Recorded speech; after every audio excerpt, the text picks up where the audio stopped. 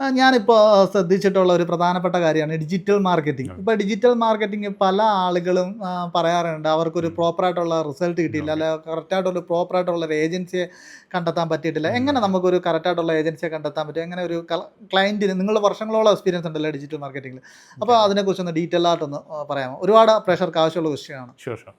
Actually നമ്മൾ digital marketing ഇപ്പം recently 3 years ആയിട്ടാണ് ചെയ്യുന്നത്. ഓക്കെ. അപ്പം നമ്മുടെ ചെയ്യുന്ന ലിമിറ്റഡ് കസ്റ്റമേഴ്സാണ്. കൂടുതലും നമ്മുടെ സോഫ്റ്റ്വെയർ യൂസ് ചെയ്യുന്ന കസ്റ്റമേഴ്സ് തന്നെയാണ്. അവരുടെ ഒരു റിക്വസ്റ്റ് അനുസരിച്ച് നമ്മൾ ബ്രാൻഡിങ് ചെയ്യുന്നത്. ഇപ്പോൾ ഈ ഡിജിറ്റൽ മാർക്കറ്റിംഗ് ആക്ച്വലി അതൊരു ചെറിയൊരു മിസ്കൺസെപ്ഷൻ ഉണ്ട്. കാര്യം ഡിജിറ്റൽ മാർക്കറ്റിംഗ് സ്ട്രാറ്റജി എന്ന് പറഞ്ഞാൽ എല്ലാ ഇൻഡസ്ട്രിക്കും കോമൺ അല്ല. ഓക്കെ. അപ്പോൾ അത് ഓരോന്നും ഇൻഡസ്ട്രി സ്പെസിഫിക് ആണ്. ഫോർ ആൻ എക്സാമ്പിൾ, ഇപ്പം ഹെൽത്ത് കെയറിൻ്റെ ആയിരിക്കത്തില്ല ഒരു റെസ്റ്റോറൻറ്റിൽ വരുമ്പോൾ, ഒരു റെസ്റ്റോറൻറ്റിൻ്റെ ആയിരിക്കത്തില്ല ഒരു റിയൽ എസ്റ്റേറ്റ്. ഞാൻ എക്സാമ്പിൾ പറയാം. ഇപ്പോൾ ഒരു ഹെൽത്ത് കെയർ അല്ലെങ്കിൽ ഒരു ഹോസ്പിറ്റൽ വരുമ്പോൾ അവർ ഡിജിറ്റൽ മാർക്കറ്റിംഗ് ത്രൂ ഫോക്കസ് ചെയ്യുന്ന അവരുടെ ഡോക്ടേഴ്സിൻ്റെയും അവരുടെ ഓർഗനൈസേഷൻ്റെയും പോർട്ട്ഫോളിയോ ബ്രാൻഡിങ് ആണ്. ഓക്കെ. അതേസമയം നമ്മളൊരു റെസ്റ്റോറൻറ്റിൽ വരുമ്പം അവരുടെ റിവ്യൂസ് ആൻഡ് കസ്റ്റമർ ഫീഡ്ബാക്സ് ആണ് അവരും എടുക്കുന്നത്. ഓക്കെ.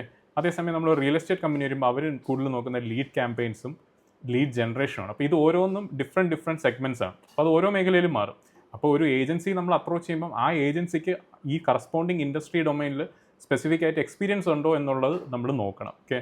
പിന്നെ അതുപോലെ തന്നെ നമ്മളിപ്പോൾ ഒരു ബ്രാൻഡിങ് ചെയ്യുമ്പോൾ ഒരു ഇനിഷ്യൽ ലെവൽ ഇപ്പോൾ നമ്മൾ ചെയ്യുന്ന കണ്ടൻറ്റ് എന്ന് പറയുമ്പോൾ ഇപ്പോൾ ഫോർ എക്സാമ്പിൾ ഇവർ കളർ കോമ്പിനേഷൻ, ഫോണ്ട്, നമ്മൾ ചെയ്യുന്നൊരു പോസ്റ്റർ, ഇതെല്ലാം വളരെ ഇമ്പോർട്ടൻ്റ് ആണ്. കാര്യം അതിൻ്റെ ഒരു റിസൾട്ടിനെ വളരെയധികം ബാധിക്കുന്നത്. അതിന് ആക്ച്വലി ന്യൂറോ ഡിജിറ്റൽ മാർക്കറ്റിംഗ് എന്ന് പറയും. ഒരു ചെറിയ കീ ആസ്പെക്റ്റ് ആണ്. ഓക്കെ. ഇങ്ങനെ ഓരോ കാര്യങ്ങളും നമ്മൾ ക്ലിയർലി അറിഞ്ഞിരിക്കണം. ഓക്കെ. പിന്നെ ഇപ്പോൾ നമുക്കറിയാം ഇപ്പോൾ റീൽസും കാര്യങ്ങളും എല്ലാം ഒരുപാട് വരുന്നുണ്ട്. അപ്പോൾ ഈ റീൽസ് എന്ന് വെച്ചാൽ നമ്മൾ it's not a plug and play. അപ്പോൾ അതിനകത്തുള്ള കൺസെപ്റ്റ് ഡെവലപ്മെൻറ്റ്, ഇപ്പോൾ ഒരു ജ്വല്ലറിയുടെ ആഡ് ചെയ്യുകയാണ്.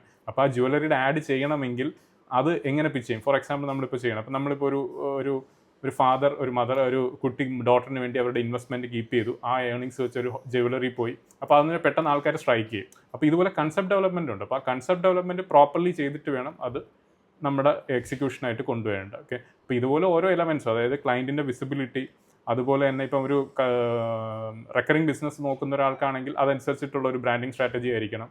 ഇപ്പോൾ അതല്ല ഒരു പോർട്ട്ഫോളിയോ ബ്രാൻഡിങ് ആണ് നോക്കുന്നതെങ്കിൽ അതിനൊരു ഡിഫറെൻറ്റ് ആസ്പെക്റ്റ് ആയിരിക്കും. അപ്പോൾ ഈ ഓരോ എലമെൻറ്റ്സും നമുക്ക് നോക്കി വേണം നമ്മളത് ചെയ്യാനായിട്ട്. അപ്പോൾ ഇതിൽ നമുക്ക് എന്തെങ്കിലും ടെക്നിക്കൽ ഡൗട്ട്സ് ഉണ്ടെങ്കിൽ നമ്മുടെ ഡിജിറ്റൽ മാർക്കറ്റിംഗ് കൺസൾട്ടൻസ് ഉണ്ട്. അവരുമായിട്ട് കോൺടാക്ട് ചെയ്താൽ അവർ ക്ലിയർ ആയിട്ട് പറഞ്ഞുതരും.